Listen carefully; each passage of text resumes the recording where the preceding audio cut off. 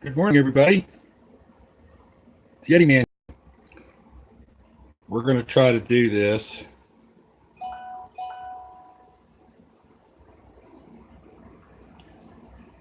There we go. So I'm There we go. I'm using my There we phone. go. I'm using my phone. There we go. I'm using my phone. Uh-oh. There we go. Using my wife's phone so that I can see you all. Um, Hopefully we can get this done. So what we're going to do today is I went ahead and let me set this over here.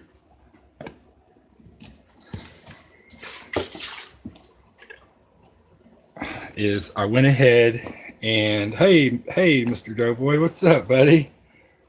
I went ahead and dug out some relics, and I'm gonna go through these. I'm not real big on the names and who and what and why and where, other than the local tribes, Indian tribes that are around my area. So we're just going to go through these. Now, these are river finds only.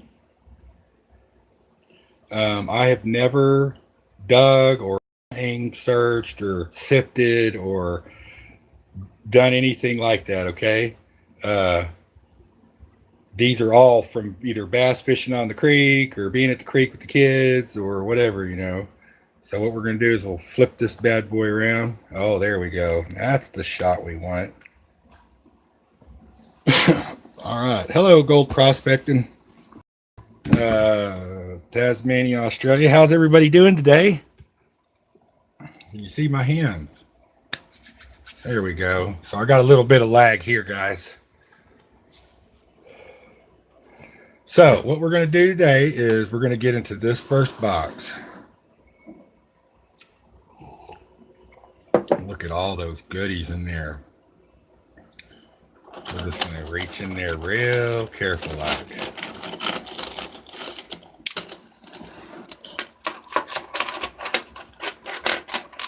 Now I have so many of these, everybody.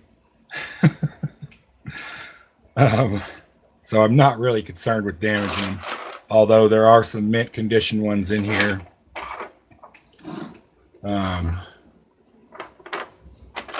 Here's a couple of smallies. Now these are all a Ouachita flint, I would say. Chirk points. A lot of these ones are white, and they come from my local river here, the White River, the West Fork of the White River. Okay, now here I found this one. Can you guys see that? Come down here a little bit. See this one? How am I doing that? No. We'll come back down here. Sorry, guys. This is my first live stream, everybody, so bear with me. See this divot here? This little divot right here? That cave that I mentioned earlier this week, that Civil War cave that we're going to go inspect now that I got all my good camera gear in. We're going to go inspect that. Now, this arrowhead here, I found in that overhang where the Confederate sniper nest was at, where I think it was at. So that's a pretty cool. I've had that one since I was like 14. But you can see, we start really digging into the box here.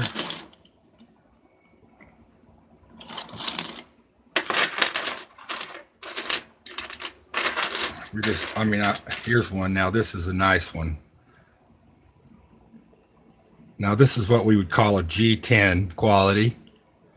This one come from the Illinois River. Oh, the divot? Yeah, man. Here's the divot. So what I assumed happened is this sat on a ledge on the ground. And when I found this, it was in a drip mark. So the water had dripped continuously on this thing for, we're not going to get into how many years it continuously dripped, but it did. I believe that that's what happened. And this come from the Cove Creek River bottom area on a massive 7-mile bluff line that goes along the Cove Creek Road area out towards the National Forest where we're where I'm from or where I'm at. So yeah, that's pretty cool. Oh, these are nothing, guys. These are nothing. These are just ones I wanted to show. I get a lot of flack from people. I get a lot of flack from people because oh, they're artifacts and yada yada yada. But like I said, these all come from the creek. Walking along, boom, there's one. And we'll get into some other interesting stuff. You guys,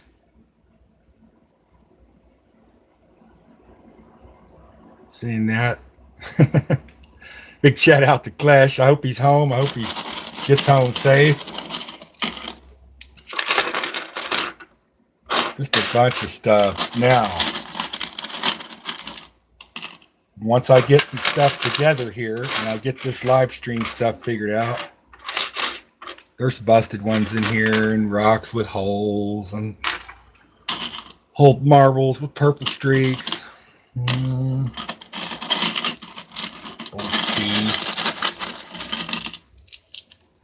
Oh, anybody know what this is?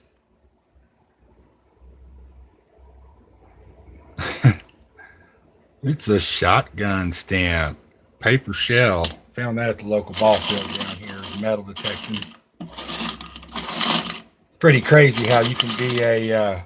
Oh, here's a nice little red one. Here's a nice little reddy. Put it next to this penny.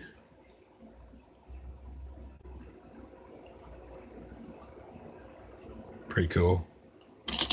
As you can see, a lot of them are just worn and rough, and keep trying to use that right arm, and I shouldn't, huh? Because I'm in y'all's way. A lot of these are heartbreakers. That's right. Heartbreakers. No one ever likes these. Although when you find them, when you start finding these busted ones and pieces and tips and stuff, keep your eyes open, because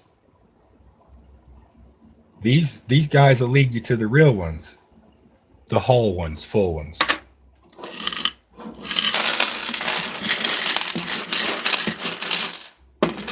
Oh, I got some. I think there's some shark's teeth in here somewhere. You can see we got these funny notched ones. I mean, just every kind, man. This one here was run over by a dozer. It's a scraper. I pieced it together. Here's another nice scraper. Just kind of got to know what they used, their tools. They were so advanced in their technology. It wasn't even funny. Man, I appreciate you guys tuning in. I know it's the middle of the day. It's lunchtime. But my wife took my dad to radiation, so I thought I'd jump on real quick. So well, there's that box. Oh, here's a cool one. This is a Calf Creek. I know that for sure. It's missing this other side, and it's missing this front piece here, but it's almost all there. Pretty cool, huh? So yeah, it's almost all there. And then there's just basic points, like this would be an addle blade. Pretty cool. Nice little addle blade. That's the thing people don't understand, is like these tiny ones. Yeah, bow and arrow for sure, no doubt. This one, which is an excellent specimen, by the way, if I do say so myself, just missing a little bit of the tip here, about a G7. These were not used in a bow and arrow, guys. These were not used in a spear. These were used in an addle blade or an addle spear, which is a much older primitive weapon than the bow and arrow. So I will try to shorten the time span down. The addle was used in the Native America 300 plus years. The bow and arrow was used for 50, give or take 75 years. The reason that is because they got handed rifles, y'all. And once those amazing people got their hands on rifles, well, We all know what happened.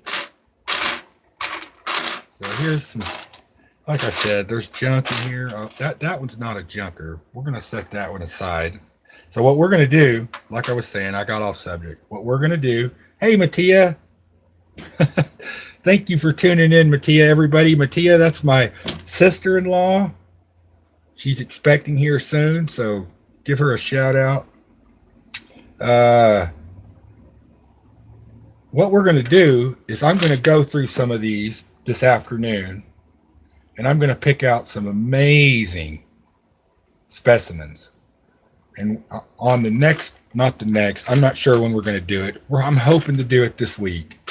We're going to do a live giveaway. We're going to do a live stream giveaway. We're going to try to do, I don't know, we're going to do a variety of stuff. Hey, Joy, what's going on, man? Oh, this one here. Sorry, I keep looking at it. It keeps staring me in the face. This is a Dalton. Now, this particular arrowhead right here is now my knowledge might not be up to date, but this particular point right here is an origin of the Clovis point. The reason is because of this little notch right here that they put in it. This little notch right here, see?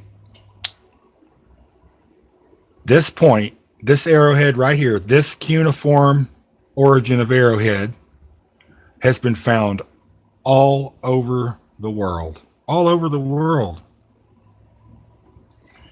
Yeah, ladies. I'm using Rachel's other phone. I'm using my wife's other phone so that I can pay attention to y'all in chat also.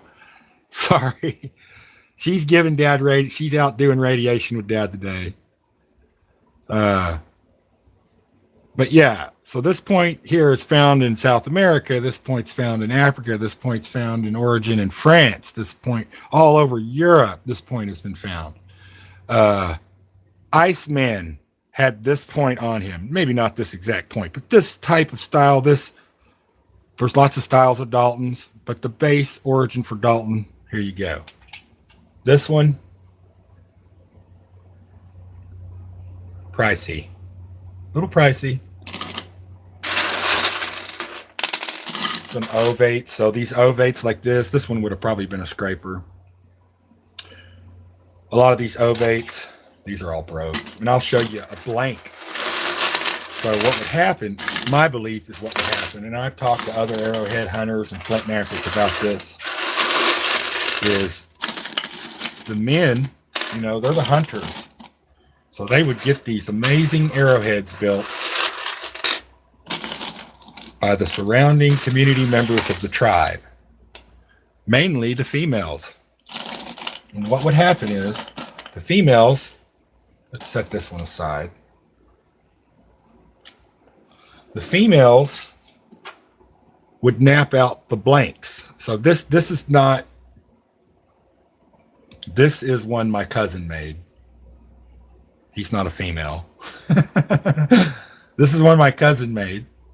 And it's a blank. You notice there's no notches. There's no big dovetail in the back. It's not real detailed on the edges, although this would cut right through a deer. And the women would make thousands of these in a month. And then these would go to the medicine man or the shaman or the highest council members. And they would detail the arrowheads out and bless them and then give them to the warriors, the braves, scouts, etc. Every arrowhead was blessed, I do believe. The ones that the females would make that were, what's the word? Just kind of like, I don't know. Oops. My bad. Let's pull out the black cauldron.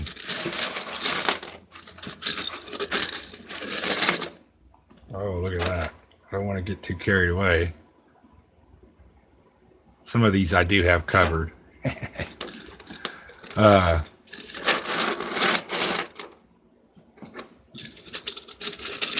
And then the ones that were made, like these simple pieces, they would give to the kids. And of course, the Indian mothers would say, you kids, get your booty down to the river and play. And they'd go down to the river and shoot frogs and turtles and small things and objects and whatnot. Oh man, you guys. I haven't seen this one in a long time. Long time.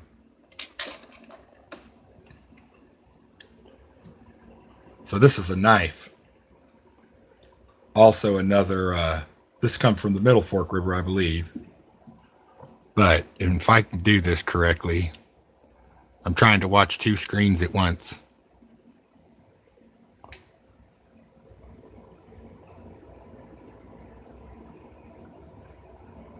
Right there. Right there is a fossil in that one. Pretty cool. Dig that. Okay, on here, this is a good example of a blank that got hit by a plow. And I was really, so when I found this thing, it was sticking out of the bank like this. I saw it from about 100 yards, did a dance, turned around, did a backflip, couple of hooty hoots, and waded across the river, made me some stick diggers to crawl up the embankment, which was about 12 foot tall. And I pulled it out of the ground. I pulled it out. I grabbed it. And I wiggled it. I wiggled it and pulled it out. And I got to about right there. And my heart broke. But you could see that would have been, you know, it would have been a massive point. And they may have used this in a spear. But I would assume that it got dropped or busted. And it probably right here, heated in the fire 200, 300, 400, 500 years ago, heated in a fire.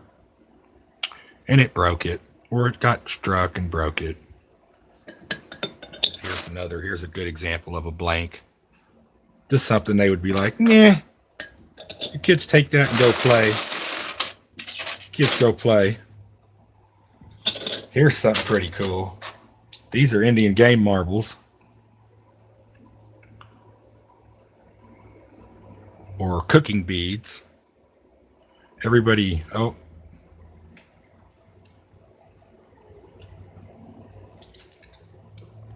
Did I lose you guys? Am I still there? Sorry, my phone dropped out for a minute. But the women would heat these up. They'd have hundreds of these. And they'd heat these up in the fire and they'd put it on the clay pot at the end of the day for the men. Hey, Blaze, what's up, brother? Blaze and Doob in the house, everybody. Holy crap.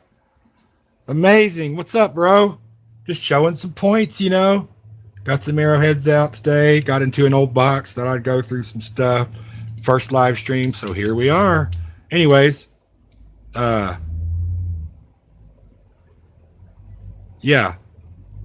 Indian game marbles. We're not going to be online too long, you guys, today.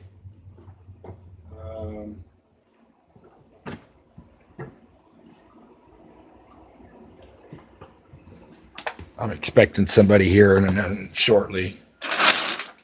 Here's another blank. Now, when I found this one, I did jump for joy. I found this one in a plowed field.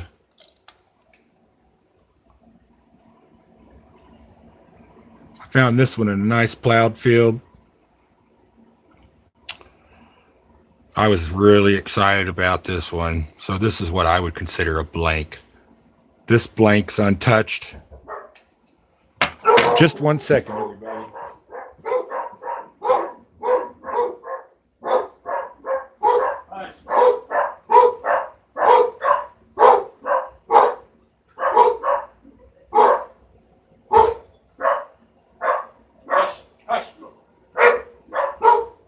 Sorry, guys. It was UPS. Good old UPS. Bringing me some, I ordered a Highlander series, Highlander movies. I love Highlander. And I ordered, Winter Dog, please. I ordered The Brave Little Toaster. Just a couple of weird movies. I can't remember the other ones. We went away for the weekend, me and my wife, so we were on a here's a cool little knife. You can see it has this curvature on it right here. It's got this little side nicks. Sorry, I'm still trying to get used to this camera. I have a wicked camera, but my laptop is just junk. It's got all my DJ stuff on it, so it's just when I turn it on, it starts screaming at me and smoking. Yeah, so there you go. Yours would have been a pretty one. Oh, there's a good stabby stab. Look at that one. Awesome. So yeah, been collecting these since I was a teenager. Well, younger than a teenager. None of these have been given to me. I found all these, and that's what I was going to say. We'll say it again. I'm not sure if we'll do it next live stream. Oh, there's a turkey tail knife. So here's cousins. Little cousin action going on there. I say that because they both have this curve and they both have this little notch up here. I have an Overstreet's guide. I don't care to look at it much. This one I found in the backyard. I found this one in the backyard gardening last year. Picking squash. And there would have been another nice Clovis or a Dalton. Dang it. It's always sad when you find them broke. Ain't that right, Mattia? Yeah. This one has some quartz running through it. All through here. Some sparkly shines. So yeah. Oh, here we go. Oh, goodness gracious. Now this is a true Ouachita point from the Ouachita Mountains. Now I found it here in our area, but it comes from that area. I call them tiger stripe because they have such a beautiful. Now that right there, folks, is an atlatl blade. That came from the same river that I live here by, downstream from me about 4 miles. I bet Mattia knows where it's at. Mattia's been hunting with me, guys. She in Tennessee. Yeah, she's in Tennessee, I believe. Should know where my sister's at, right? Here's a cool blade. It's kind of all like really curved. So this one was probably shot and picked back up. Or maybe it was a drill. I don't know. They turned it into a drill after it was shot. Like I said, guys, here's another cool one. So what we're going to do, here's a good one. This is another fine example of an Ouachita blade. It's the stone. Oh, man, Blaze, I'll be coming to Louisiana, brother. I'm coming to Slidell probably. It might be in the next 5 weeks, actually, because I got to go down and deliver a blue pit bull. But I will be coming to Louisiana probably a couple times this summer, dude. Yes, I would love to hook up with you, Blaze. I don't know a whole lot about the swamp, but I love eating gator. No, I know it's way south of here. I got to do a wedding in July in Shreveport. Are you close to Shreveport, brother? An hour south. Sweet, an hour south of Shreveport. Heck yeah, man, we can hook up, dude. It should just be for the wedding. It should just be me and my wife. No, I have 5 kids, so. But man, I'd love to see some of the real. My buddy works for NASA, big time. He works for NASA and he travels from Mobile back to Nola Town and from Mobile back to Nola Town every other 2 weeks and stuff like that.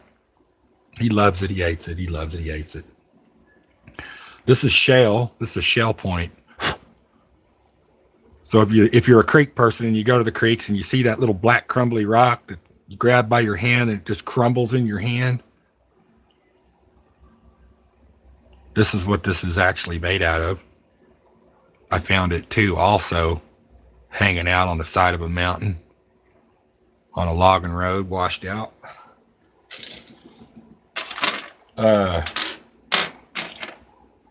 Yeah, I got a wedding to do in Shreveport. I get a buddy getting married in June, I believe. I also have a couple music festivals coming up too, so I gotta keep in mind. But when I do decide to I will get a hold of you, Blaze. I will get a hold of you before I come that way. I'd love to talk to you, man. I'd love to hang out. My wife, there's all these anonymous characters that I talked to her about. Here's a blunny. It's actually been reworked blunt. Like I said, some Indian mom probably gave it to the kid and said, go thump a frog. I'd love to. Here's another nice. Look at that. Dalton. Plow. I find a lot of these Daltons here.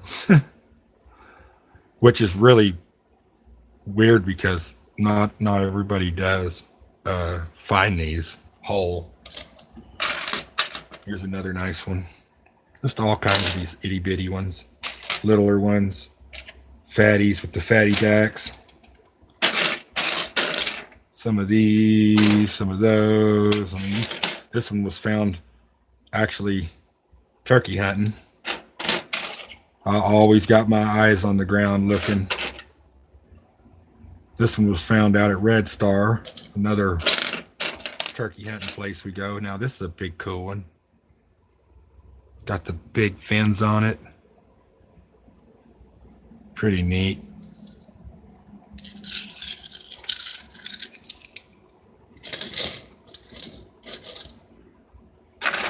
Here's another fine example of an awash atoll. You guys probably ain't doing it any justice, is it? I'll try to move that light a little. So it has this orange pigments, a tiger stripe eye through it. These streaks. And some fossils. I love these kind. Atlatl blades. So yeah. We're gonna try to give like 4 or 5 of these away. I finally got the USPS figured out. Maybe. Man, Blaze, thanks for tuning in, y'all. Thank you, Makia. You guys, well, I'll get this live stream stuff figured out, but we'll give away some of these. We're going to give away some silver, as I just got a big order of silver in. I love silver. And we're going to give away some gold. Yes, gold. I'm waiting on some Tom's Gold Dirt right now. I did a Tom's Gold Dirt review last week. Awesome. Thank you, Tom's Gold Dirt. Let me set these over here. So yeah, we'll send out some gold. Someone will win. I don't know how we'll do it. I'll probably do it like Clash does it. Pick a number, boom, mail it. Done deal. I did send out some packages today. I sent some packages out to Digging Canuck. I don't know when she's going to hold the live stream. Liz is going to hold the live stream. But I sent her a whole gaggle of silver, Mercs, Walkers, Buffaloes, war nickels, other trinkets. And then I sent a package out today to Tom's Gold Dirt because he wanted some deer meat. And so, yeah, I dropped him some deer meat today. It should be. So we're going to get into the really nitty gritty stuff right here, guys. Okay. Now, this is what a bird point is. A lot of people find a bird point, and it's like, oh, that's a bird point. No. Let me dig in my little deal here. So let's get a penny out. You guys see that penny? Huh? You guys see that penny?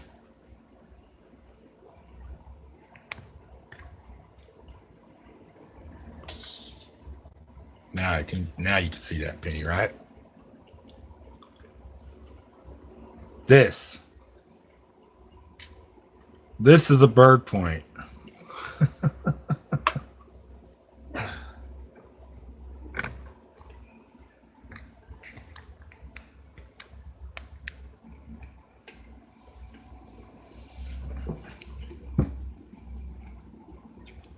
This is a bird point. The penny. Yeah, it does. It does, Blaze. It fits on the penny. You're absolutely right.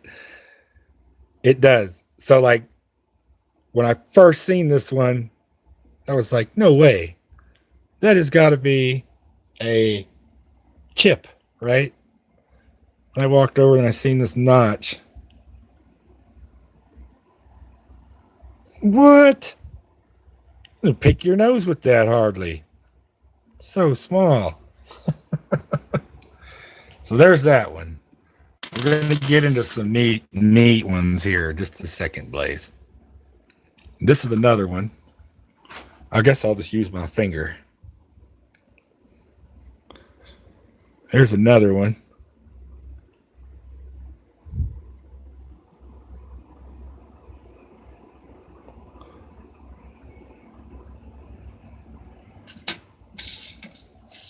Yeah, we'll set that. We'll set that about a penny. Okay. Oh, here's a doozy. This one was made by an alien. I shit you not. Pardon my language. Look at that.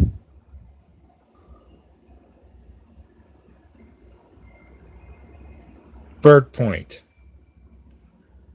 1 inch. Oh, gosh, my back. And, oh, here's another one. Sorry, I got to keep breaking these out. Here's another good one.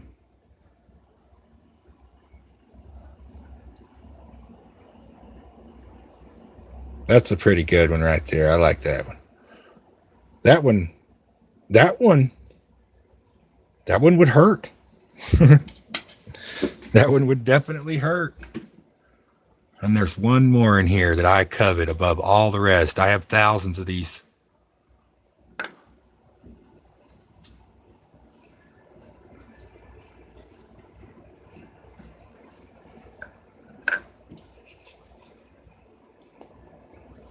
Sorry, I keep them in tissue because they're so fragile. So, like I said, I have thousands of these. Not these bird points, but I have thousands of arrowheads. But this one is the one I covet most above the entire collection, I believe.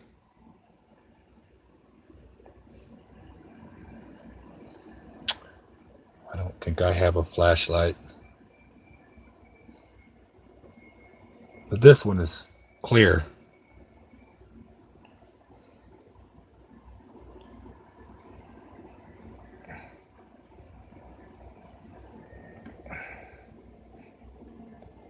Sharks, yes, translucent, Blaze, absolutely. I usually have a light right here.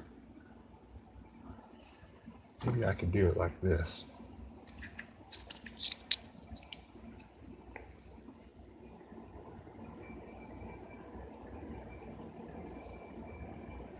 Yes, translucent, my friend. I found this in a plow row and screamed and praised the river goddess and the plowed field guy. It made me super, super happy. I was ecstatic.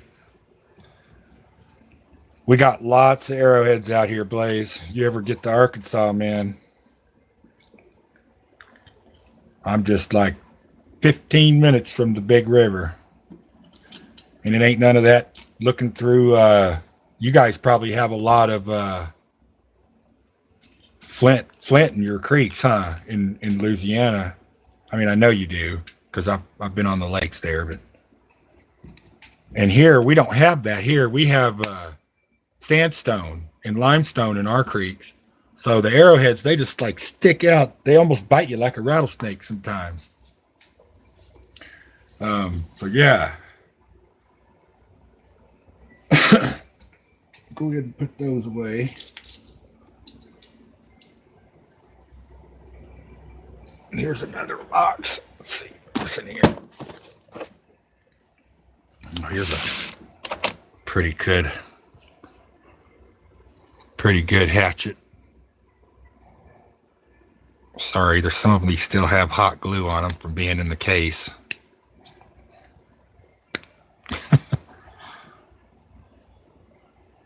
Yeah, I don't think this one was finished. I found this one when I did the Benton County Jail up the road here. I worked in construction for years, Blaze, running a micro pile and a soil nail drill, and doing concrete walls, buildings, you name it. Wasn't never no highway department guy or anything like that, but I got just wore out on it. I did it for about 20 years. Oh, this one's pretty cool. It's busted, but see all those really neat red striations? Like veins running down through there. Hey, Mud Swat. What's up, Mud Swat? Mud Swat, you want an arrowhead? I'll send you an arrowhead, brother, sister, cousin, nephew. I will. I'll send you one. I'll send you an arrowhead, Mud Swat. No problem, man. I tell you what, for every one I give away, the river goddess gives me 10 more back. So I don't have a problem doing that. Oh, here's some obsidian. Obsidian. Sweet. I don't know how we'll do that. I guess you could. How do we do that, Mud Swat? Email me your address. Yeah.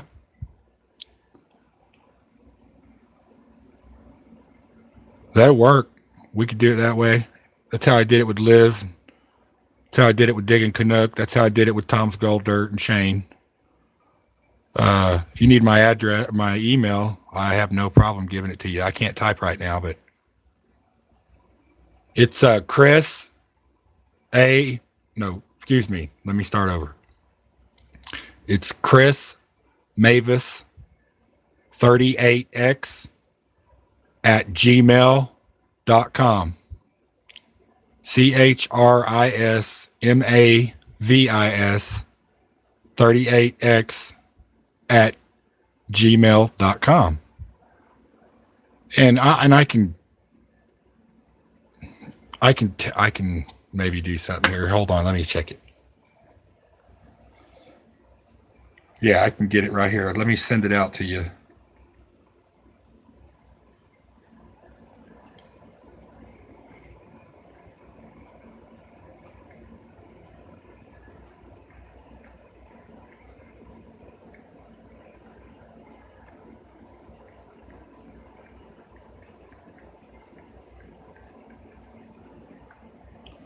There, it should come up now.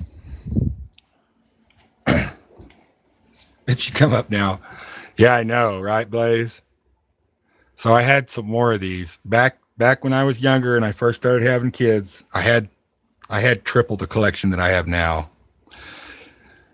and I got onto some hard times. It happens, and I sold about a third of my collection. Yeah, I did. That's my wife. I'm on my wife's other phone. So that's me, my wife, whoever. We're the same thing. So yeah, that one arrowhead I showed came from the cave that we're going to do. I'm going to try to do it this weekend. Now I have another one that's up the road according to the university, let's see.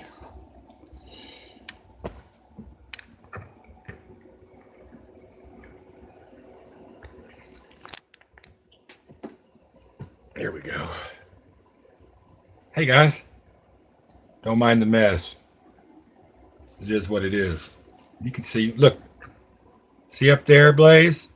Oh yeah, you know it, brother. So, uh, this cave, this one that's up the road from me that I am going to do this week, is according to the university, it's supposed to be about 7 miles long. You know, whether or not it is, I don't really know. Like this, used to be a lot longer. uh, According to U of A, University of Arkansas, this cave is supposed to be 7 miles long. It's supposed to go under the said lake that's up the road from the property that I have permission to be on. As far as I know, Carlsbad? No, I have never been to Carlsbad. Not yet. I've done Cosmic Caverns, Onyx Cave, Mammoth Springs. The only ones I haven't done is Blanchard Springs and that one, man. Now the caves. Now what the caves we're going to do, Blaze? These are private. These are untouched. No one's ever been here, except for the landowners, cousins, and kinfolk. No one's ever been to these caves. Now the cave out at Cove Creek that we're going to do, hopefully this weekend. I have a buddy that's fire chief, and we got to get some permissions. But the cave that we're going to do out at Cove Creek, now it's had folks in it. I've actually carried 6 or 7 50-gallon garbage bags of trash out of there, beer cans, junk. People leave memorabilia, and that stuff just irks me off. Um, Anyways, we try to do a trash cleanup once a year for the old timer that owns the property. And when I was in my mid 20s, we moved an old Confederate hospital. We moved an old Confederate hospital off of this property and moved it to a big town city that was donating it. Hey, SJ, woo! All right, you missed all the arrowheads, SJ. Lord, I might have to break them out just because SJ's here. Sylvia in the house, everybody. Crazy. Awesome. Anyways, so I've already located the history behind this said road. I've already located the history behind this said property where the Civil War action happened. Now, I'm not sure the guy's going to let me metal detect. I hope he's going to let me metal detect. I'm almost 99% positive. Hey, SJ, that's my sister, Mattia. I'm almost 99% positive he's going to give us permission to go in here. Just for the simple fact is, I go in there every year and I clean it out for him. And most of the time, people that get caught in there go to jail. So we don't want to go to jail. But now the other property we're going to do is I have 100% permission. It's already on go. Really. All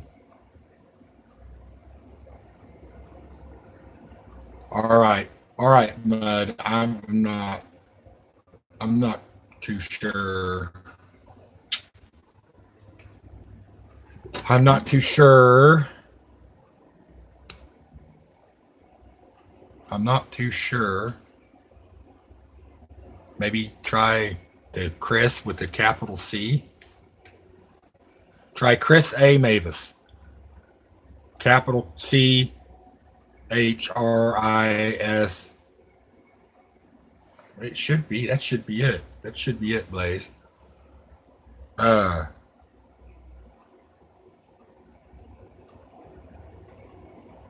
Dang it.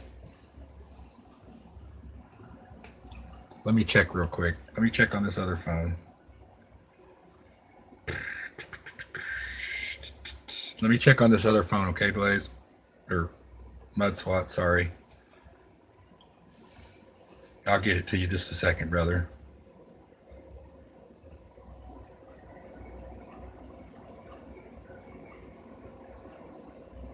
Well, I can't do it on this phone.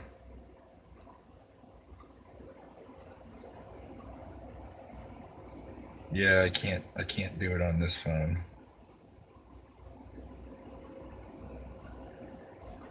I'll get it to you. I'll get it to you somehow, Mud Swat. Most definitely. Yeah, sometimes it's a little, yeah. That should be it, man. I could be a number off. It's been a long morning for me already. I've done been to the bank and all over. Uh, but yeah, I'll get it to you somehow. I'll mail it to you, or I'll post it in chat or something after we're done broadcasting. Okay. I can't check because I'm on my phone, and I did. I got some new equipment. I got some new cameras, so I won't have to be doing this on my phone anymore. Here's the underwater camera. Yay! Hey, Kevin, how's it going? How you doing today, man? We just did a big, huge Arrowhead Extravaganza. Should I break out? Should I break them all out again? You guys want me to break them all out again? Let me search here. Let me get back on. There we go. I'm back on now. Bust them out again, Blaze? All right, all right. All right. Let me flip y'all around here.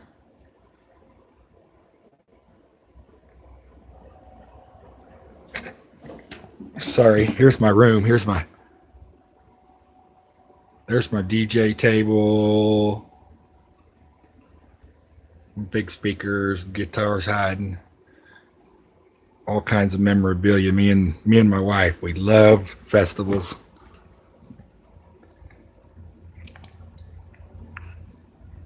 Oh, there we go.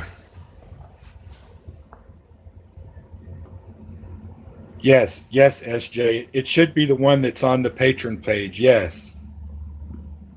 You're absolutely correct.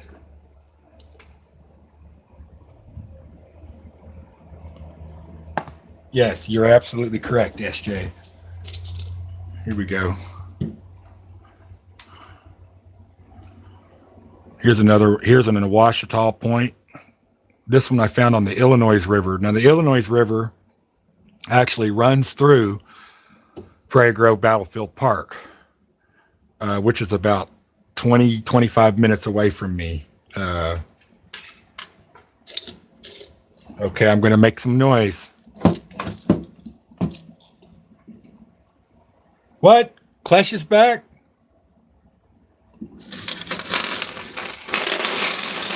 Hell, he'll want to see this. Oh, goodness. Here they come. Yeah, I figured he was on his way home. Yeah, I figured as much. That's good to know. I miss him. We talk, but it's not the same as seeing his handsome face. Don't be looking at my pile. So yeah, this later on this week or this weekend, we're going to be doing a giveaway. We're going to give away. We're going to give some of these away. What do you guys think? Give some of these away?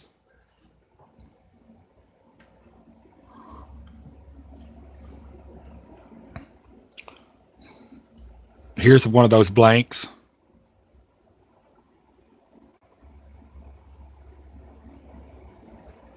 It's a nice blank. I found this one day. I found about 60 points that day. Farmer friend of mine plowed the field and called me up and said, "Chris, gotta come down here. It just looks like white snowflakes all in dirt." So I went down there, and here's a busted one. So that's kind of how this one would have looked, except it would have been like, huge, much bigger. Here's that knife again. Oh, and this one here has a fossil in it right here. You can see it has a curve to it. A curve right here. So it would have been put in a knife like this. Stabby stab. Here's some more ovates. Here's a nice one, SJ. Hey, coin and card.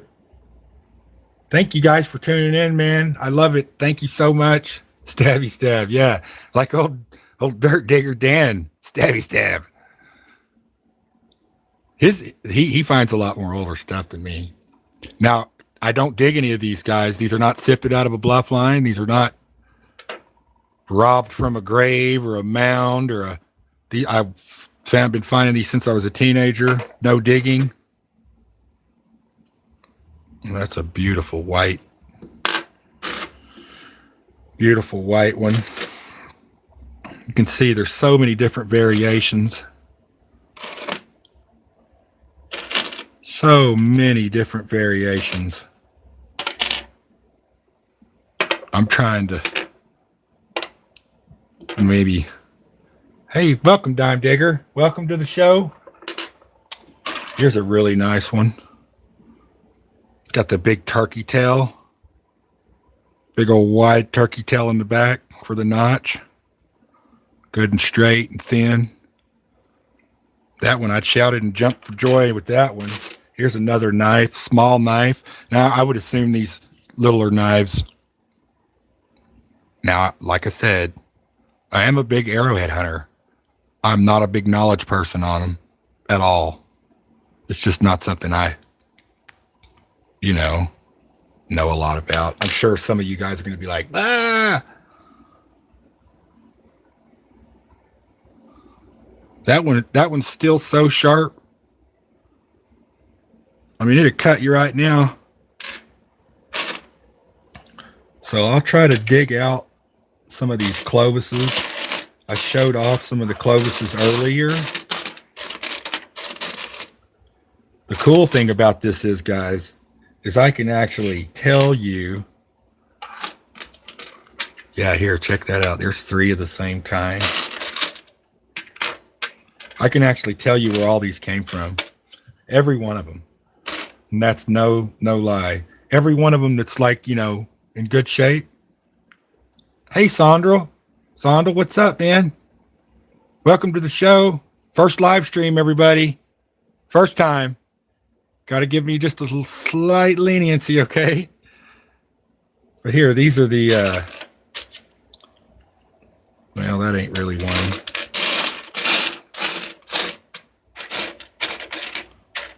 I don't think I got enough.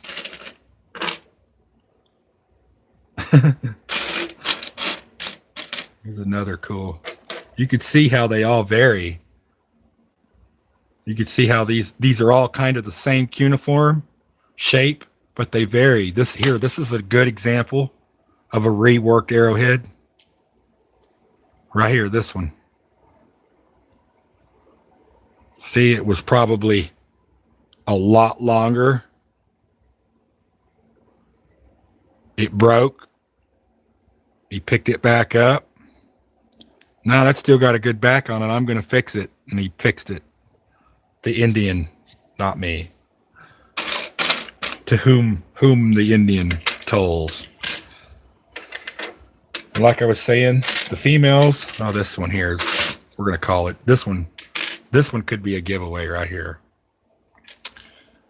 And I'll tell you why. The reason I say that is because it's awesome, number one.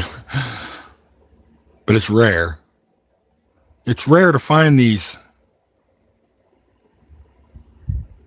intact with these tips. Very rare. In the creek, it is anyways. So these ones that you're seeing that are like, wow, that's just amazing. Yeah, you're right, Blaze. Wolf head, for sure. It probably will fly straight. I have actually shot flint arrowheads, Mud Swat. I have actually done that. I never have harvested anything yet with it, but I do have a pretty good recur. Handmade wood bow. Here's some game marbles.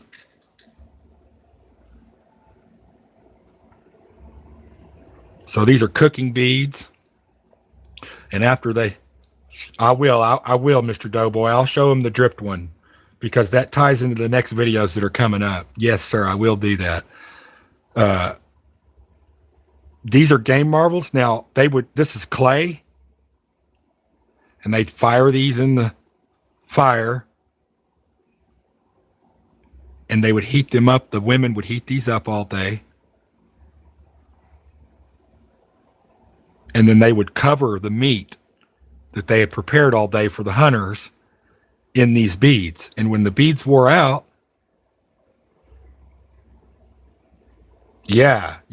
Mud SWAT, hunting primitive is really gets you in touch with yourself. It makes you find out how good of a hunter you really are. And then when these would get wore out, or they would just get left, they would give them to the kids, Indian children, and they would play with them or carry them in their pocket. I don't think they used the old string and, the old bolo. Is that what they call that, a bolo? Here's a couple more. Here's that slate, the slate one blaze. I got a couple more of these. Like here's one. It's not quite obsidian, but it's not quite. $7 in each. Well, if they were real arrowheads, Mud SWAT, like true finds, you did good, man. You did really good, because I'll give you an example. This blade is a blank.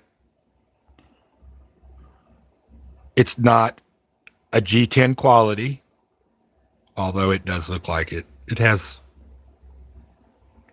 slight nick or two. It's not G10 quality, but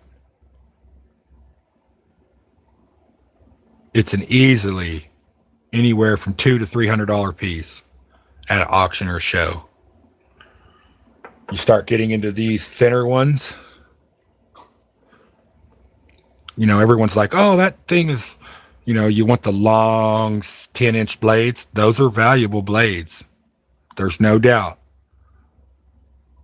Those are the ones that are worth money. These little bitty ones right here, you get them for $30-$40, depending on the type and style, where they came from, the proof that you have that you found them. Yeah, Blaze, for the Clovis. Yes, the Clovis is the most sought after point. Yes, by collectors. Oh, sorry. Little knee there. You're absolutely right. The first time, Sondel, I don't speak German.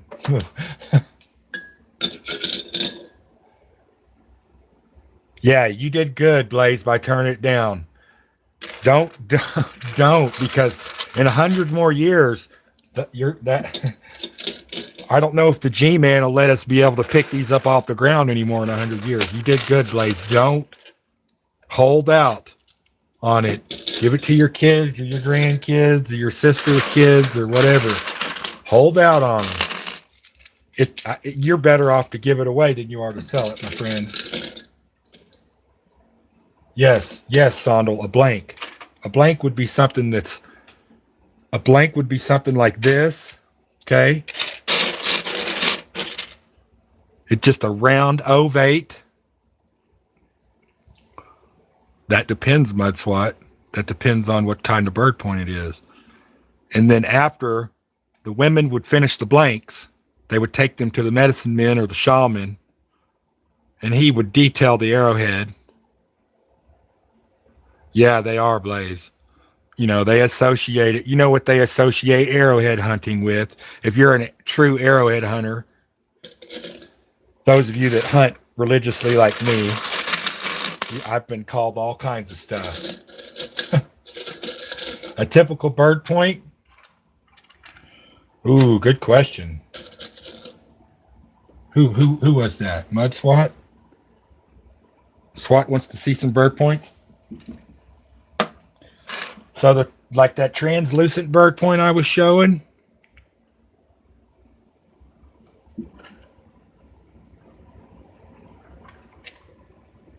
Yeah, like that translucent point. Where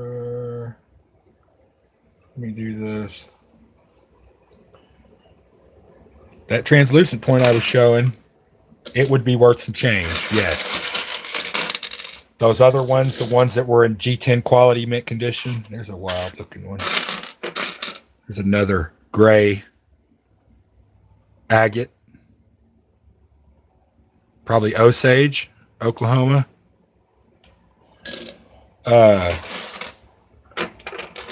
It's just hard to say. Now there's I'm cleaning out the junk drawers. Yeah, I did that today too, SJ.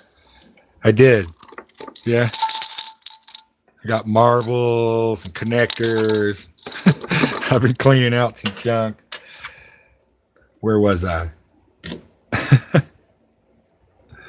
Yeah, the bird points, they could go anywhere from $5, $3 to $300,000. You know what I mean? Like, no, that's good, SJ. I wish my parents would save more. I grew up. All right, you guys ready for the story? Everybody has one. So I grew up in a tiny little town up the road from here, south of me. Population maybe 200. Maybe 200. And in the township, maybe just 60. My parents were hippies. They're not anymore, or they don't practice it anymore. My parents were hippies.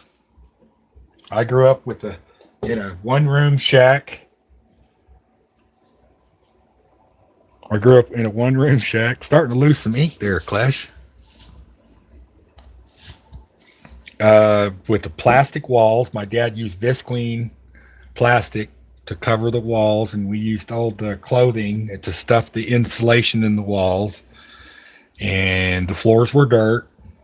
And I lived like that till I was about 7. Then we finally moved to the big town here where I'm at, which is only about 2,500 people.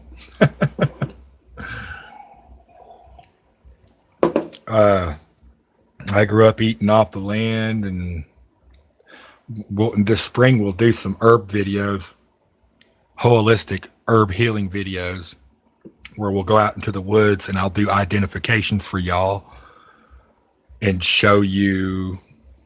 Let me get the other can. Hold on. I didn't forget, Mr. Doughboy. Oh, yeah.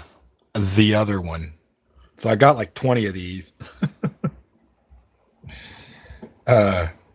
We'll go out. We'll do some herb identifications. We'll probably do some in the spring, and we'll probably do some in the fall, because different things flower at different times.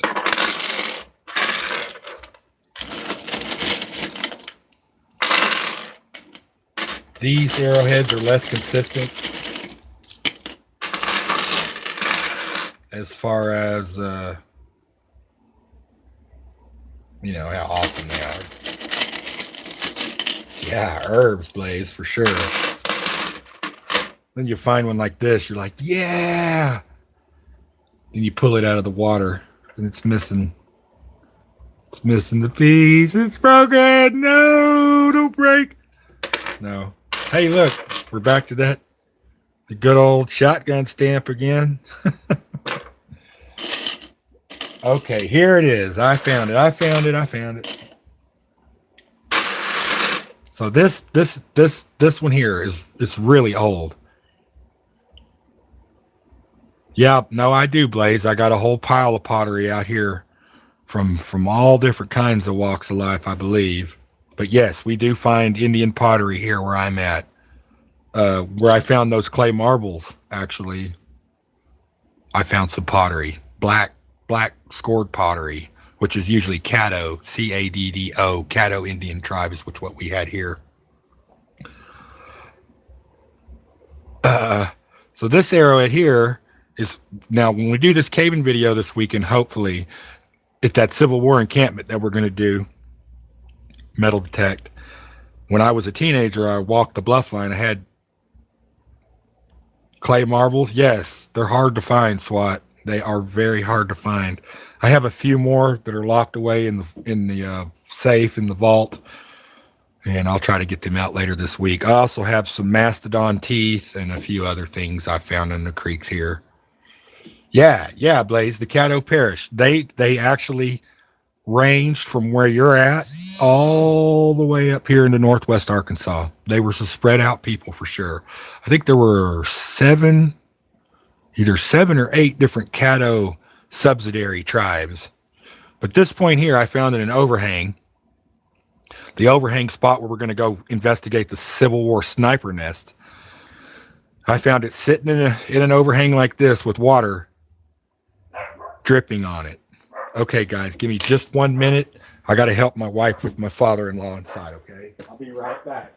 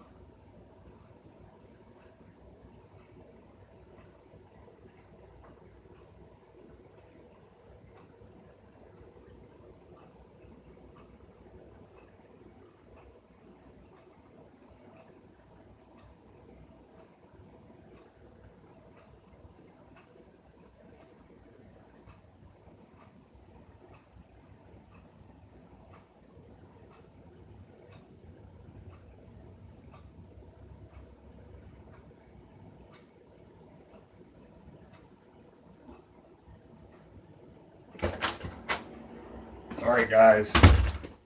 Had to get Papa in the wheelchair and up the ramp. I'm the only one that can get him up the ramp. What's going on?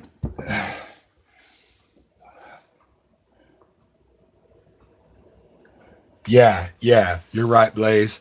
10,000 years. You're talking about Clovis. You're talking about a Clovis Point versus a Dalton. Like you said, you could get $30 for a good Dalton, and you could get $3,000 for a real paleo Clovis Point. I have a couple, 1 or 2 in lockdown. I didn't get into my big safe. That requires a lot more interesting back work to get into the big safe. So, but yeah, this we'll go back to this. This arrowhead here sat on a bluff line, and water had dripped on it. Drip, drip, drip, drip, drip, drip, drip, drip for I don't know, Blaze, how long? 1,000 years? I don't know. 100 years, 500 years. And it was found not too far down from where that little skirmish took place. Now, the reason I'm going after this cave, and I've been searching, in the 1850s, there was a Civil War battle at the Battle of Prairie Grove. And in the midst of the battle, the general of the Confederacy told a group of men to load on the Confederate payroll onto a wagon, and they headed west. Actually, they headed. Now, this is all actually recorded. This is real history. So there's several ways that are left southwest. couple of different routes you can take. One is to Cane Hill, which there was a battle at Cane Hill. But according to the general, he did not want the payroll anywhere near a battle. So he had the men take the long way around. Now, the long way around is, there's two, like I said, 2 or 3 ways to get to the spot where they were going to deliver the gold and pay the Confederate boys. Yeah, right. Anyways, in the midst of transport, 22,000 in gold bullion came up missing and has never been recovered. It's never been recovered. It's never showed its face. It didn't show up in a store 90 years ago at someone buying groceries with gold coins. None of these things that I have heard are hearsay. So I've researched this most of my teenage life and most of my adult life. And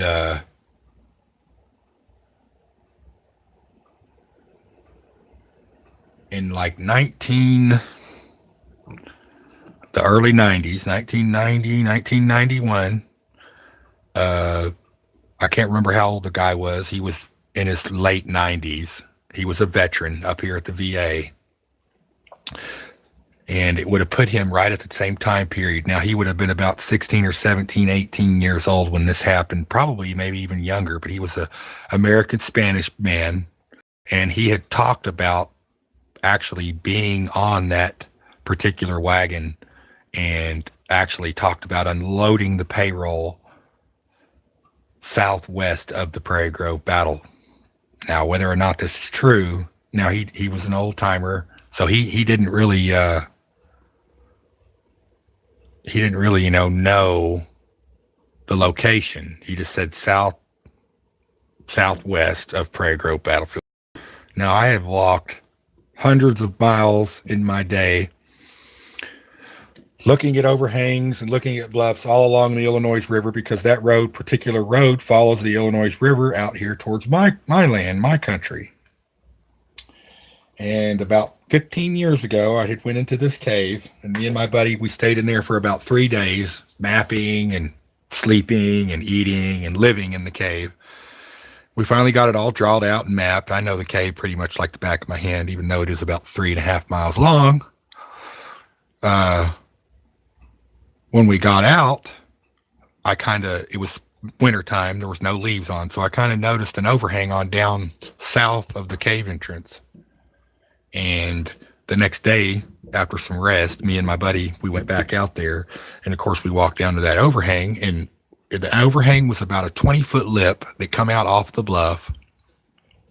And right dead center in the middle of the overhang, where you would have, say, a fire pit, was a hole. And I'm going to say hand-carved steps going up into this hole. The hole is about 8 foot through the stone. So from the ceiling of the overhang all the way through the top of the rocks, about 10 feet, give or take a foot or two. And when you pop out of this hole on top of the bluff, there are 3 stones. You know, the overhang would be like, let's see. Let me grab something.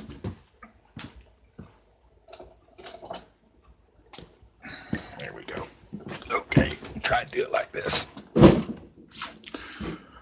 Now the overhang would, you got bluff and the overhang top view. We'll do top view. The overhang kind of comes out like this, right? And right here on top was the hole. It comes out just like this. I am not kidding. I'm going to shoot footage of all this, you guys.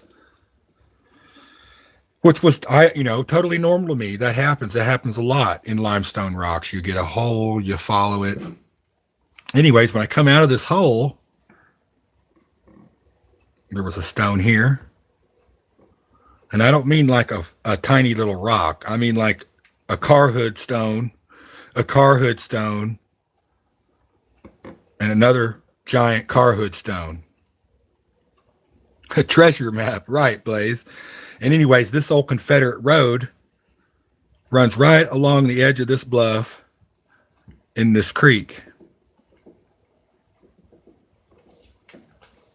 So, and I mean, this is the bluff line I was telling you about that has to. Good night, Sondel. Get some rest, okay? Thank you for tuning in, man. I appreciate it so much. You rock, dude. Thank you.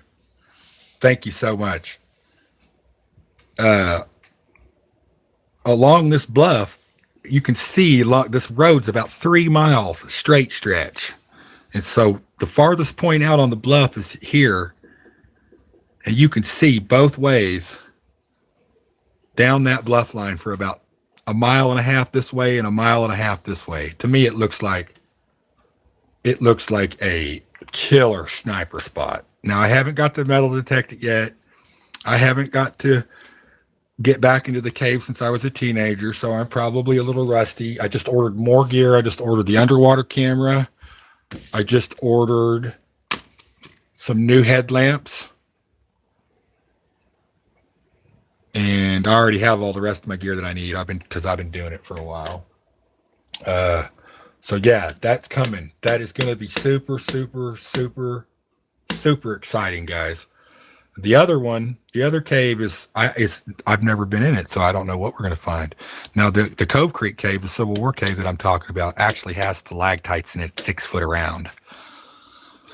And there are probably maybe 4 to 6 different species of bats that live in this cave. It's a live cave, meaning that it's muddy and it is alive.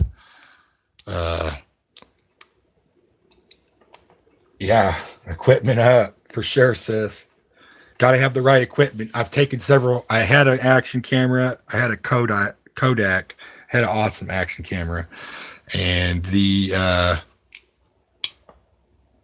many years of ginseng hunting played a toll on it finally, and it is finally dusted. So I got with Shane, and he gave me some advice and ideas on the best camera for me. So I went ahead and got it. I do have some home sites we're going to do this year. We're going to go out to the property out here, and I own 5 acres, around a 20-acre piece that's surrounded completely by the National Forest on all 4 sides. And this property actually has 8 to 9 different styles and types of rock walls on it, so I can't wait to see what we find out there. I just bought ambronite. We just got a bunch of ambronite in.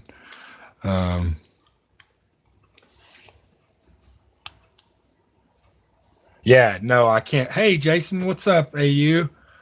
How's it going, man? You'll have to go back and check out all the other goodies. So that's what we'll do. Later this week, I'm going to pick out 5 of those really nice arrowheads. We're going to do a GAW. We're going to do a giveaway. We'll probably do the pick a number like Shane does. We'll, based on how many viewers and subscribers. You guys go ahead and give me your... You're fine, SJ. You're okay. You're okay. You're okay, babe. Do what you gotta do, girl. Not a problem. I'm gonna give some arrowheads away. We're gonna give some silver away. I still don't forget, SJ. I still got to send you some copper and silver. All right, I haven't forgot. You're in my notebook, so that you can melt down and do some cool stuff. What you're doing, Mattia? Go to SJ's Mixed Adventures. Check out her channel. Okay. Mattia, she probably got off, but I can text her. Not a big deal. You're okay, SJ. You do what you got to do. I know. It's all good.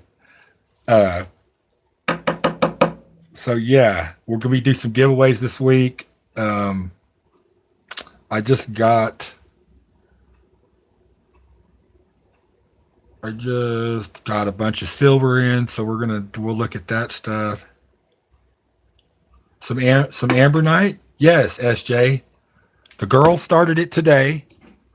My wife and my oldest daughter started it today. I am not going to use the ambronite unless I need energy. I'm actually healthy as a horse, according to the doctor. Horse healthy as an ox is what he said, actually. But yeah, go in there and do that. Now, when you go to the ambronite page to order, make sure you use that Klesh code, guys. Klesh 20. Use that Klesch code. I saved $37.50 on a $150 order because of Shane. You guys use that code. Klesch 20, I think, is what it is. But yeah, Amber Night, the girls, they seem to like it. The taste is just, they've tried every kind of thing you could imagine, and it's healthy and it's quick. Yes, healthy as a horse. But he said ox. I'm kind of a I'm kind of a big boy. Not big as in heavy, just a big ox. So yeah, we'll do that. I can't wait to do the giveaways. I just sent out some mail to Tom's Gold Dirt. Oh, that's the other thing. Tom, I ordered 5 bags. Raw gems. What kind of raw gems, SJ? That's cool. That is cool. Ooh, 4 of them. Sweet. Yeah, I ordered 5 bags of Tom's Gold Dirt. You got everybody here knows Tom's Gold Dirt. If you don't, go to his channel and watch.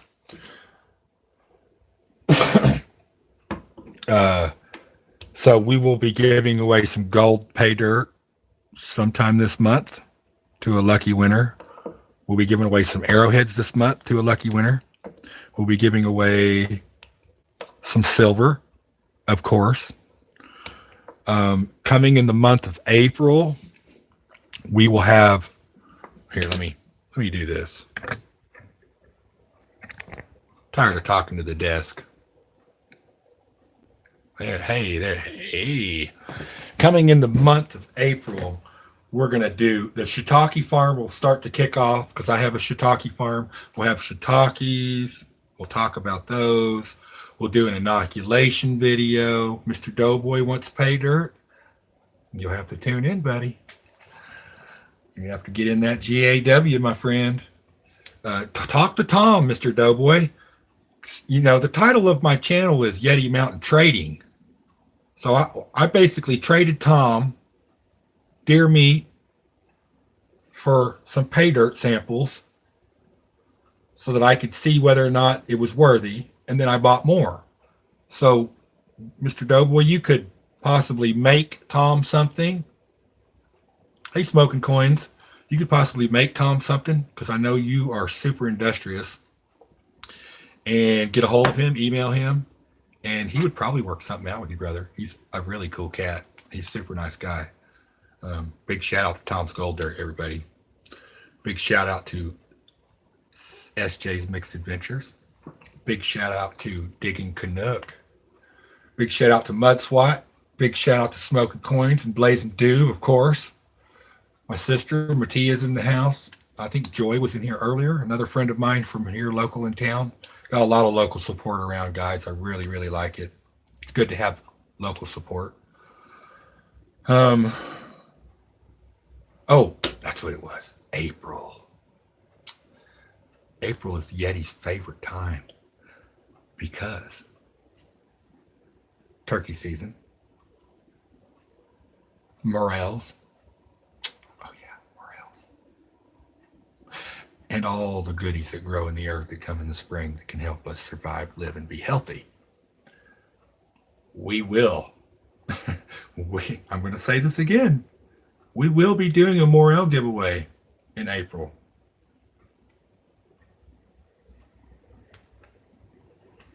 Fiddleheads. How many pounds of fiddleheads do you want, Mr. Doughboy? I have my property out down south of here, grows them like crazy.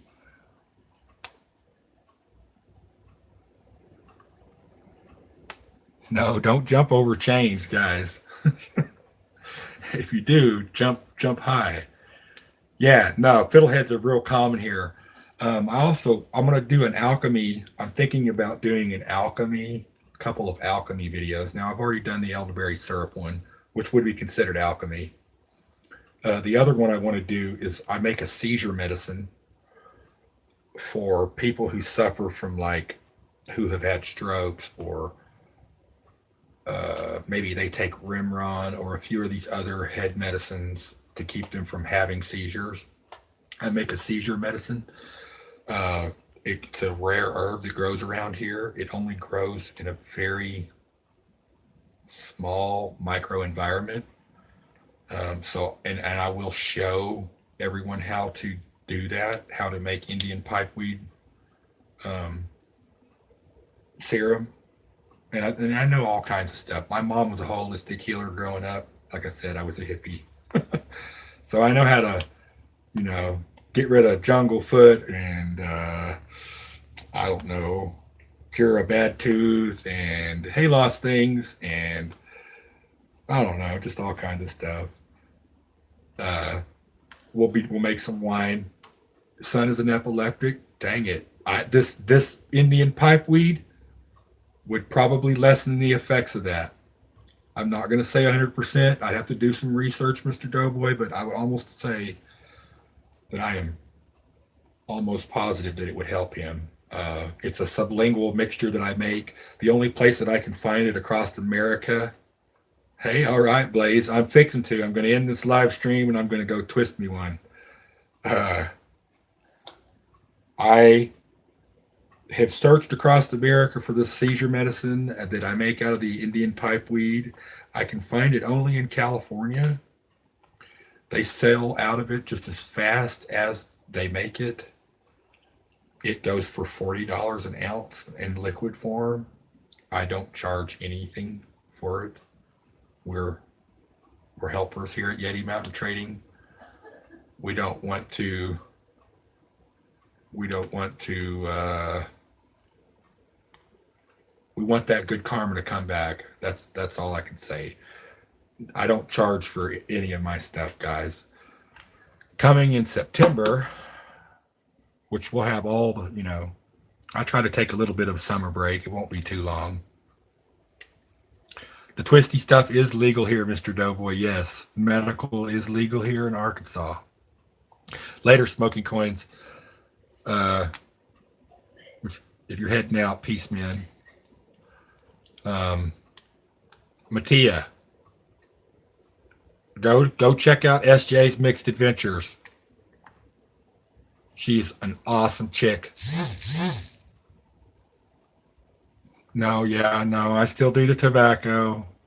Sorry. I do tobacco. I do tobacco also. I'm at the age though that I need to quit. I'm working on it right now, guys. I know I get preached at from all different kinds of sides. Oh yes, peace. Sorry, smoking coins. Yes. Peace for sure. Um So yeah, the morels are going to be a good thing. I already have a few requests for morels. I haven't filled any orders. I won't fill any orders till April. Um, I won't fill any shiitake orders till June. So if that's something you're into, something that you're interested into, the shiitakes is excellent brain food. Good for your heart, amazing for your heart. If you guys got 10 minutes today, do some research on the health benefits of shiitakes. Unreal. Shiitakes can help stabilize Alzheimer's. Did you guys know that? So, I mean, it's something you need to check out. I have a plethora of libraries and books and research materials and Google. But yeah, so we're going to have some fun this month. I hope to get the kids involved. Christopher, my oldest boy, he will probably, what? You want to grow more L's, Bud Swat? Well, let me tell you, buddy. I'm on my fifth year.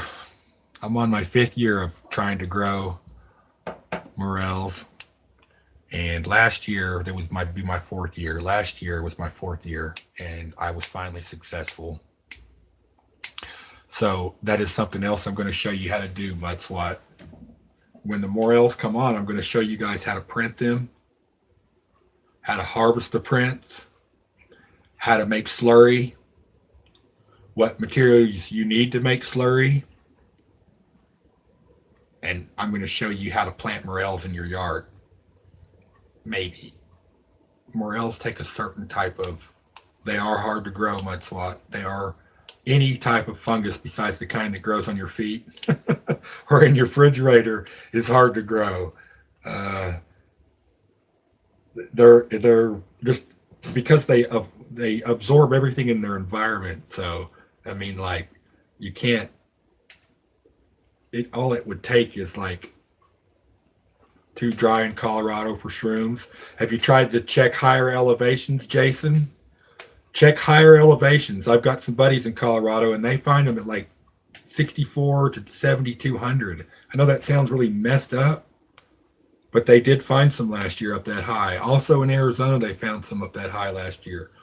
You can go on to the website shroomery.com or morelmushroomsightings.com. I believe I've got some posts and pictures in there. But back to the growing the morels. The morel growing them is hard. I had like 7. I had like 7 come up. You got to be super sterile. You can't just. The same with the shiitakes. You got to be super sterile. Everything has to be super sterile when you're doing that. You can't just, it's tough. It is tough. But I can show you how to do the slurries and how to put it out and what products to use and how to harvest it from the forest so that you can try to get morels to procreate on your property. And the other thing I can show you what to do is how to get them to grow more where they're already growing. Let's say you go to a spot every year and you're like, man, I found 30 in this spot last year. No, let's redo that. Let's say 5 years ago you went to the spot, you found like 40, 50 morels in one spot, right? And let's say you've been going back every year for the last 5 years, and you've only picked 5 or 6 each year at that same spot. Do you want to know why? You shouldn't have picked all 40 or 50 of them that first year you found them. You should always leave some. I know that's hard to do. Not everybody wants to just leave the morels in the woods. They're tasty, they're delicious, and they're expensive. But I would recommend that if you got to leave some to spread. That's right, Blaze. And when I'll show you guys how to cultivate the mycelia for the morel so that you can spread it yourself. So that you can spread it yourself at the places where you have picked them. So that you can spread the morel spore in the area that you picked them at so that an animal doesn't come along or a bear and actually eat that mushroom that you left. So, I mean, I will show you all how to do that. We will shoot some videos now that I got some new camera gear. I have thousands of hours of video from years and years and years, but I would hate to bore you all with them. So the YouTube channel will only be fresh. We'll only have fresh videos from here on out. Every once in a while, I might kick a reboot video just to get you all excited for the upcoming spring or fall or winter or whatever. But yeah, they are some of the best things in the world you can eat. Now I do sell them. I sell them for about $350 a pound dry. I sell them for about $42. I don't know what the market's going to open at this year. But I do sell the wet ones for about $42 a pound. That's a pound of wet morels is about anywhere from a mason jar to a half a mason jar full. And a pound of morels dry is about 3/4 of a gallon bag full. And that's the difference, and that's why the price is so different. But like I said, unless it's just a commercial sale, like to a restaurant or to a chef locally, I normally don't sell them. I just like to give them away because they're really good and they taste good, and everybody should try one. I think Shane Klesch said he'd never had one, which blows my mind. It's hard for me to believe that people don't know what they taste like. You can't order them online. You can get them, online. I think Russia grows quite a bit of them. Yeah, Blaze. You never had them either, Blaze? All right, Blaze. When I get done here, I'm putting you on the list. All right, brother? Blaze will send you some down. Now, I went down to Shreveport last year for a buddy that lives kind of right midtown Shreveport, and I planted a bunch at his place yet. He has yet to see any results yet. Now it's been almost, this will be the second year. So he might have some results. Now he just moved back to Colorado, so there's no one keeping an eye on the house. So I don't know if they'll come up there in Louisiana. But I do know that on that Morel Mushroom Sightings 2019 uh, internet channel, internet page, they'll show the 2018 forecast, and then here in about a month they'll show the 2019 forecast, and that's based upon us hunters posting emails and showing that they found live footage mushrooms on that date. So you might check out that forecast map. That's morelmushroomsightings.com or shroomery.com. How do you prepare them, Mr. Doughboy? I take them, and the first thing I do is I purge them in a little bit of salt water in the fridge. Now, they'll keep in a jar in the fridge for about 2 weeks, as long as you change the water out. And every time you change your water out, go dump it by a tree outside, because in that water is spores. And every time you dump that water out, you're wasting spores. You dump them down the sink, there goes your morel spores. And then I will take them and I will cut them, slice them. You know, the mushroom grows like this. And I will slice them long ways, like maybe just in half, right in half. And I will batter them in flour, some Montreal steak seasoning with a little dash of lemon pepper and salt. Then I will fry them up 5 to 10 minutes, depending on the heat. If you like cheese, if you're into like cheese, blue cheese, American cheddar, sharp Wisconsin cheese, morel's resemblance of taste between the best ribeye cut of meat you could ever have and blue cheese. It really, really does. I pan fry them. You can deep fry them. It doesn't take as long. But if you pan fry them, 5 to 10 minutes, 5 on one side, 5 on the other. Take them out, drain them, eat them. They're good with ranch. I eat them raw. I eat them raw off the ground, which is not smart.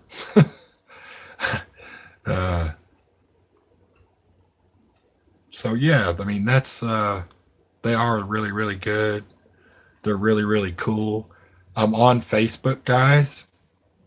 I'm on Facebook under Yeti Mountain Traders. Yeti Mountain Traders Incorporated on Facebook. There are tons of videos on my Facebook page because I didn't know about this YouTube stuff, guys. I do now, thanks to all of you amazing people. That's right. You guys are amazing. So I slowed down on the Facebook stuff because not everybody uses it. And I've started doing the YouTube. I actually find it more appealing than check these dudes out, Joy. I will check that. I will check that address out, Joy. Just some morel hunting, mushroom hunting. Yes. It's probably I have a buddy that's a big time morel hunter from up north. He's all over the internet, all over YouTube. We talk yearly. He always emails me and asks me if I found any yet, or is it time, or are we going? And yeah, I found a whole wheelbarrow load of morels, and I got a whole basket full, and it just depends on the season really and where you're at as to how much you'll find. The other thing I'm going to do this year is I'm trying to round up all the metal detectors I can find, like in my local area. It'd be nice to get like 8 or 9, 10. I would think I'll get some this season, Mudswat. Good one. Oh, the ones I grow? Yes. Actually, I do believe I will get some this year. Morels require a certain type of light, and some of the places that I tried to grow them at were experimental. to see if they would actually grow on this side of the hill or that side of the hill or in the valley or up on the mountain or next to the creek. They're finicky. Yes, lost things. They are very finicky. But I do have one side of the hill on this back side of my hill over here that I've have been nursing for about 5 years now, and I always get 20 to 40 out of that section of the hill. And I have been using Morel slurry. Now you can't. Now you can buy spores, Mud Swat. You can. You can buy spores. I've bought spores. I never have any results. Where are you at, Mud Swat? What state are you in, Mud?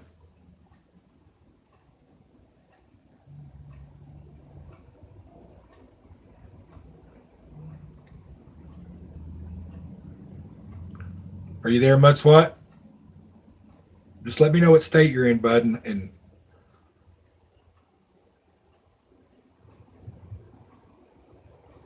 in New England. Oh gosh. Okay. Do you have apple trees, elm trees, ash trees, sycamore? Do you have any of those that grow around your area? Cherry tree, apple tree, sycamore, ash. He's lying. Is he lying, SJ? He's testing my knowledge. That's okay. Test away, bro. You got a sycamore tree? There you go, Blaze. Blaze, you're going to be able to maybe make yourself some slurry this spring. Now, you won't see any results for at least 2 years. And actually, when you buy, have you checked in Texas groups? I had mentioned trying to find some. No, there's no Morels out where I'm at, guys. Do you know where New England is? I know where New England's at. I got kinfolk up that way. It's okay. It's all good. My area is referred to New England. Are you in Louisiana, Mudswat?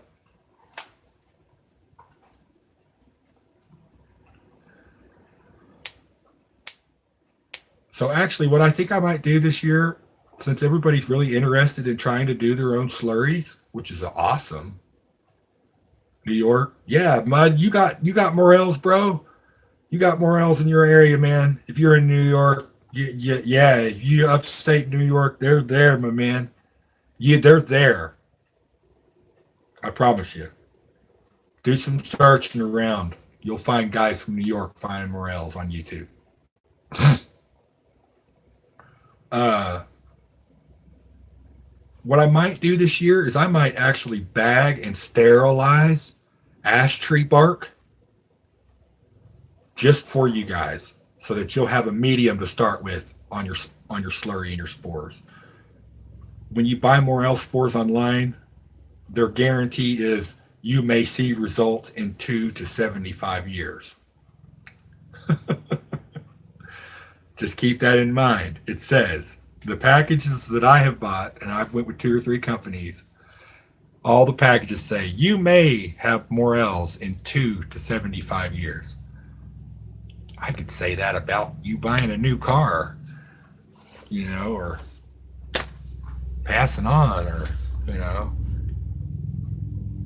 got to be a little more, so yeah, that might be something I might do. And I can show you guys how to sterilize your mediums. I can show you guys how to get, you got to be really sterile when you do it. For Morels, Jason, you want to grow Morels in your basement? Oh, the National Guard's flying over. Oh man, yes, you want to grow Morels in your basement. Okay, so there are a few guys on YouTube that actually do or have attempted to grow. Hey, SWAT, Mattia, that's my sister. She's in Tennessee. the people that I have watched online that have attempted,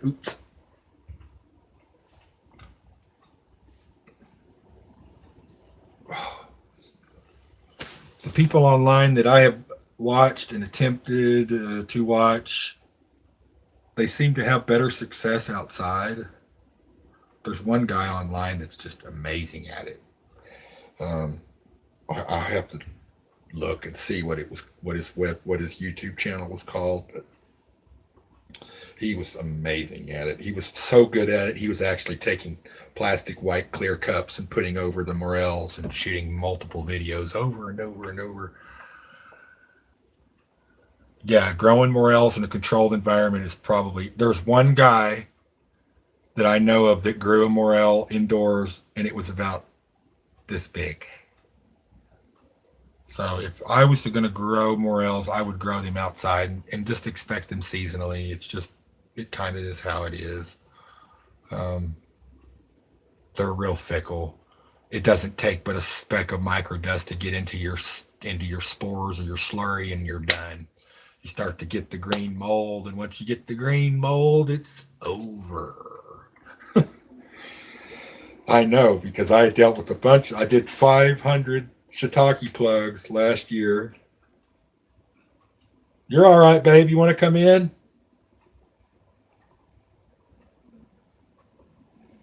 Yeah, I did 500 shiitake plugs last year, and they all ruined. And I was as sterile as a ghost, man. I mean, like, yeah.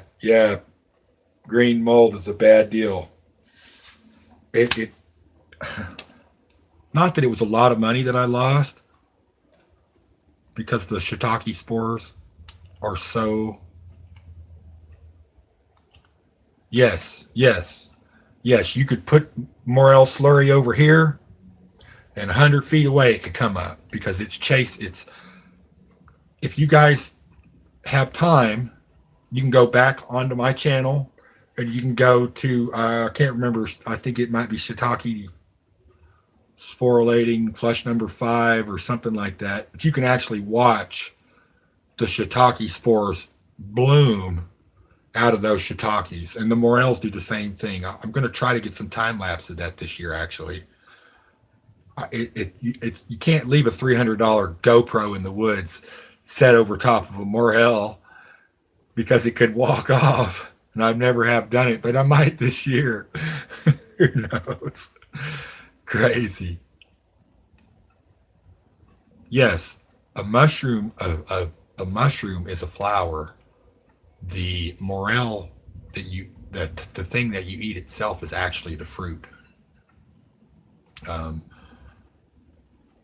So yeah, you're eating the fruit of the morel when you eat the morel.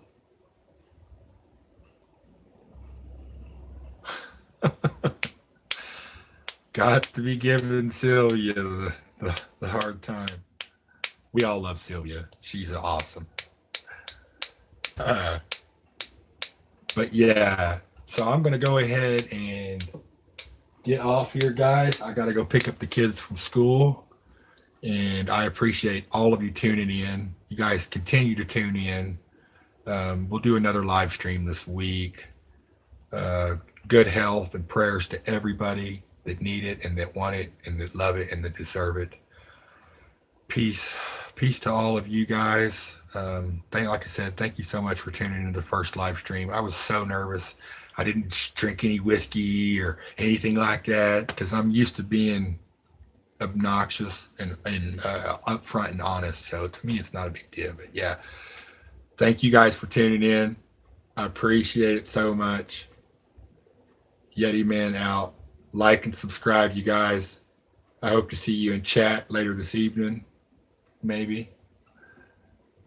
Bye, everybody.